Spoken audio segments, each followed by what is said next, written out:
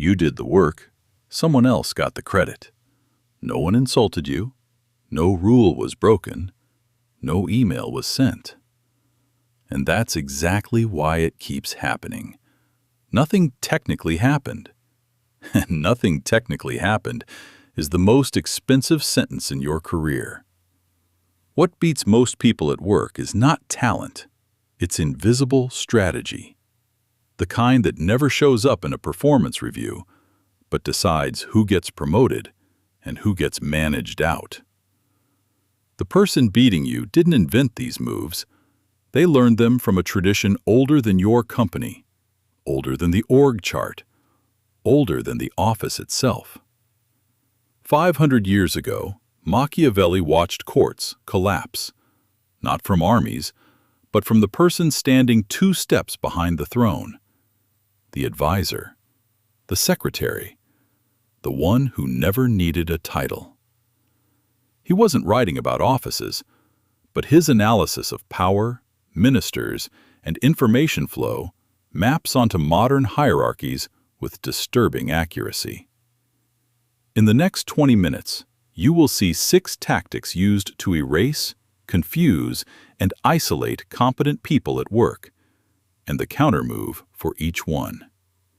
This knowledge is for protection, not destruction. Use it to defend yourself, not to harm people who trust you. The goal is to understand the office, not to become what's wrong with it. Drop this in the comments. I see the game at work. Lesson 1. Credit theft. You built the deck. You ran the analysis. You stayed until 9 p.m. on a Thursday to get it right. And in the meeting, someone else presented your framework using slightly different words. They didn't steal a slide. They stole the structure, the thinking, the angle that made everyone nod. Nobody noticed, because in groups, confident delivery often shapes what people later remember more than quiet authorship. Attribution follows presentation, not origin. Here's the mechanism. Theft of credit almost never looks like plagiarism. It looks like synthesis. I've been thinking about this from a few angles, and here's where I've landed. What follows is your angle, reframed, repositioned, owned. You'll hear it and feel something shift in your stomach. You'll think, wait, that's what I said last week. But the room is already nodding, and by the time you realize your idea has been absorbed into someone else's voice, the room has already assigned authorship. Have you ever watched someone get praised for something you built and felt your jaw tighten, but said nothing? That silence isn't professionalism. That's a trained response. And it was counted on. The countermove is not confrontation. Confrontation makes you look territorial. The countermove is preemptive visibility. Share the work before the meeting. Send the framework by email, with your name on it, the night before. Copy the right people, not everyone, the ones who decide. Nothing technically happened. No one stole anything you could name. That's the design. Make it impossible to erase you without a trace. The first tactic steals your output. The second steals the record. Lesson 2. Rewritten memory. That's not what we agreed on. 5 words, and suddenly you're the confused one. You remember the conversation. You remember the decision. You remember who said what. But the other person remembers it differently, and they remember it with more certainty than you. In a room with weak records, certainty often beats accuracy. This isn't a disagreement. This is a rewrite. In some cases, the person isn't confused at all. They're attempting to redefine the record in real time, in front of witnesses, counting on one thing: that you'll doubt yourself before you doubt them. In a meeting, it sounds like this: I think there might be some confusion here. What we actually decided was... The tone is helpful, patient, almost concerned, as if they're correcting a mistake you made, not replacing what happened. And the room adjusts, because the room doesn't remember details. The room remembers who sounded more sure. Have you ever left a meeting thinking, I know what was said, and then spent 20 minutes questioning your own memory? That's not forgetfulness. Someone needed the record to say something different, and they got it because you hesitated. The countermove is documentation. Not aggressive, not paranoid, just a habit. After every key decision, send a short follow-up. Just to confirm, we agreed on X, Y, and Z. Let me know if I missed anything. It takes 30 seconds, and it removes the room's ability to be rewritten later. The tactic becomes harder to repeat. Not because they feel guilty, because their technique requires ambiguity, and you just killed it. Nothing technically happened. No one lied. They just remembered differently. And your reality paid the price. Paper doesn't forget. That's why they avoided. Drop this in the comments. I document everything. The third tactic doesn't need to take anything from you directly. It just needs two people who trust each other to stop talking. And the person who arranges that silence is usually your boss. Lesson 3. The boss who divides. She never fires anyone directly. She doesn't need to. She tells one team member, I'm a little concerned about how Jordan handled the client call. I didn't want to say anything in the group, but I wanted you to know because I trust your judgment. 2 days later, that person treats Jordan differently. Slightly colder, slightly more cautious. Not hostile, just distant enough that Jordan notices. And Jordan doesn't know why. He starts second-guessing himself. Did I do something wrong? He adjusts, works harder, talks less. And the person who received the whisper? They feel closer to the boss now. Trusted. Inner circle. Nobody was lied to. Nobody was insulted. But the team is now split, and the boss sits above the divide, controlling information flow in both directions. In The Prince, Machiavelli observed this as the oldest move in governance. Don't fight the court. Split it. A divided room doesn't organize against you. It organizes against each other. Have you ever had a boss who seemed to have a special relationship with everyone, but no two people ever compared notes? It feels like closeness. Functionally, it's controlled separation. The boss who triangulates doesn't want a team. They want satellites, each one orbiting them, never connecting to each other directly. The countermove is lateral trust. Talk to your colleagues directly, not about the boss, about the work. Share timelines, compare notes, casually, without drama. A triangulating boss depends on isolation. The moment two satellites compare orbits, the geometry breaks. You don't need to confront them. You just need to stop being the only person carrying a version of the truth. Drop this in the comments. I claim my work publicly. By now you may think these are separate problems. One person takes credit, another rewrites meetings, a third divides the team. they're not separate.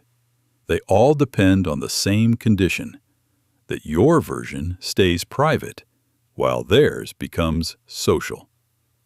The moment the room can verify you, manipulation gets expensive. But the next tactic is different. It doesn't steal your output or your record.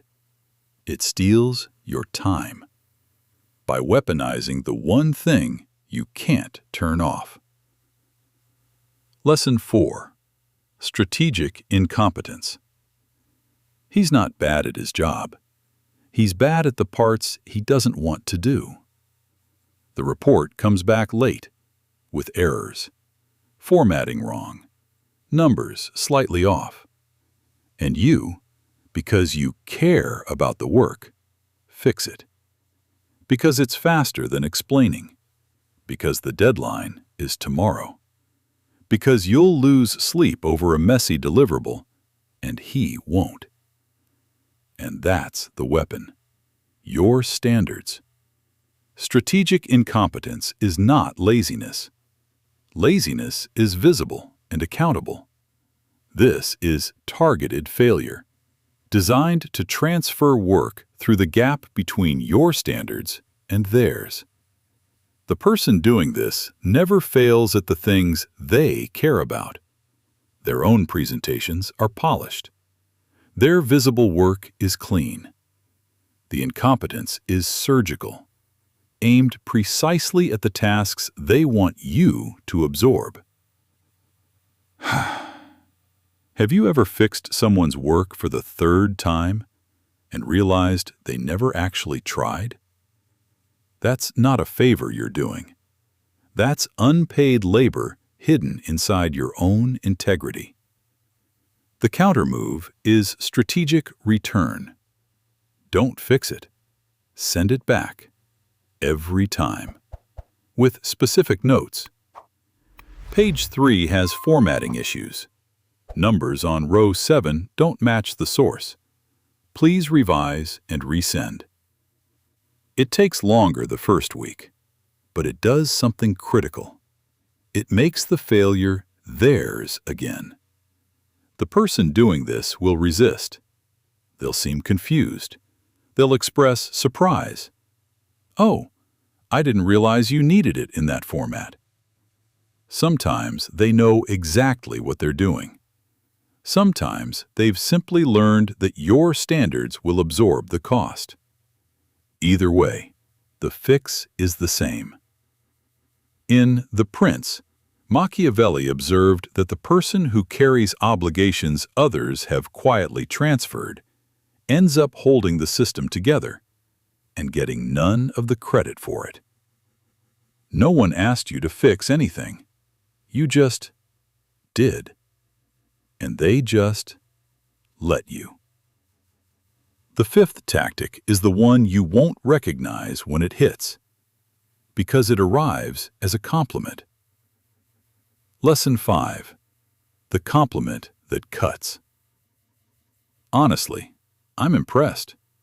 For someone who came in without a traditional background, you really held your own in there. Read that again. It sounds generous. It feels warm. And it positions you as the exception, the underdog who performed above expectations that were set low. The praise isn't lifting you. It's reminding the room where you started. And once the room accepts that frame, everything you do is measured against a lower baseline. This is undermining through praise. And it's the hardest tactic to fight. Because if you push back, you look ungrateful. If you ignore it, the frame stands. The person doing this doesn't sound competitive. They sound supportive. They're the first to congratulate, the first to recommend you, the first to tell the room, I always believed in them.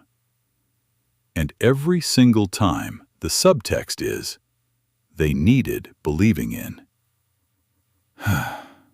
Nothing technically happened. Just a compliment. Just encouragement. just support, that left you standing in a smaller version of yourself.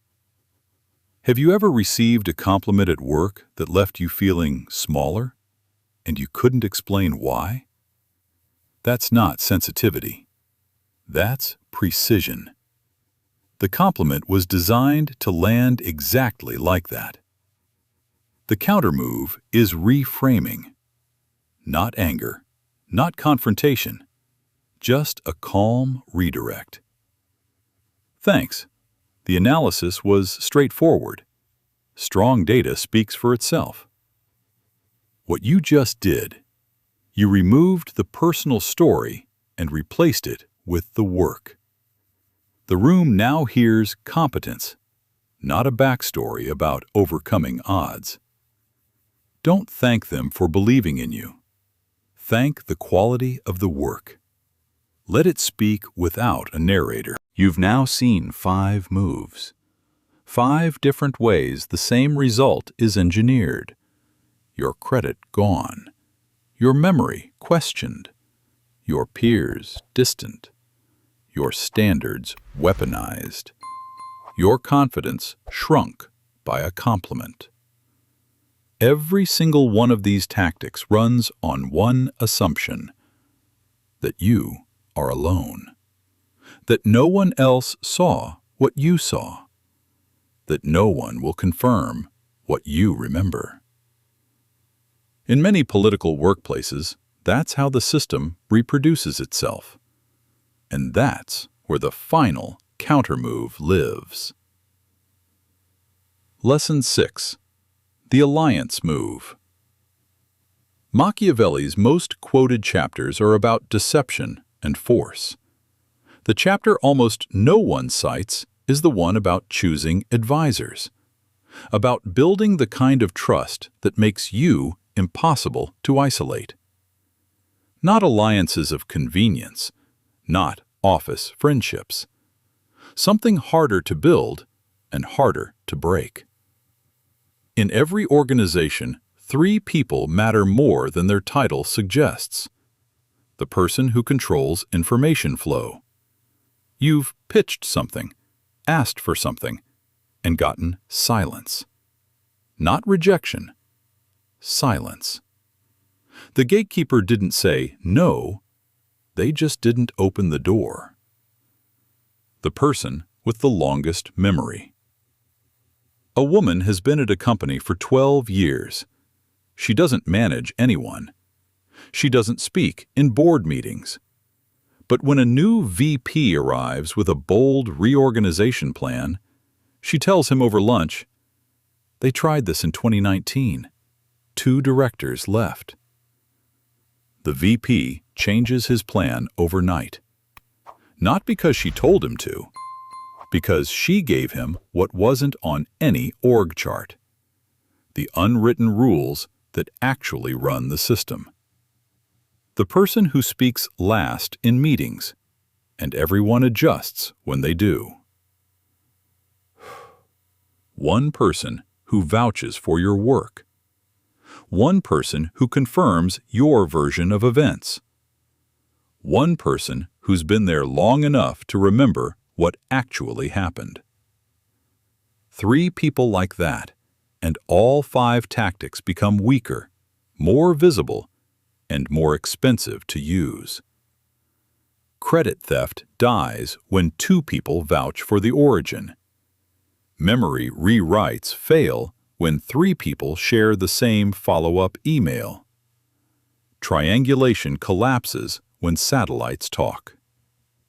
You don't build this by explaining yourself. You build it by showing up once, with something real, before anyone asked you to. A heads up, a connection, a draft reviewed at midnight with notes that show you actually read it. That woman with 12 years of memory, she's not powerful because of her title. She's powerful because 3 different directors over 3 different reorganizations learned the same thing. She remembers what everyone else agreed to forget. Find her. Show her you're serious. Not because you need her right now, because when you do, she'll already know who you are. The game changes when you stop playing it alone. Drop this in the comments. I build strategic alliances. Everything we covered today has a name, a mechanism, a countermove. Once you can name the tactic, document the record, and make your version social, the office stops feeling mysterious. It becomes legible. But there's a question that should be sitting in your chest right now. Why did it feel familiar before I named it? The credit thief, the memory rewriter, the dividing boss. You recognized them before I finished describing them. Not because you read about it, because you've lived it. Not at work. Earlier. In the first place you ever trusted. The credit that was never acknowledged. The memory that was rewritten over dinner. The parent who divided siblings. The sibling who failed strategically. The praise that always came with a reminder of where you started. Nothing technically happened. Not then, not now. And that's why it still runs. You didn't learn to tolerate these moves at work. You learned to tolerate them in the first place you ever called safe. And when the tactics feel familiar, not because you've studied them, but because your body already knows the shape, that's a different map. And it's the next one. If someone came to mind while watching this, you already know who. Drop this in the comments. I am 3 steps ahead.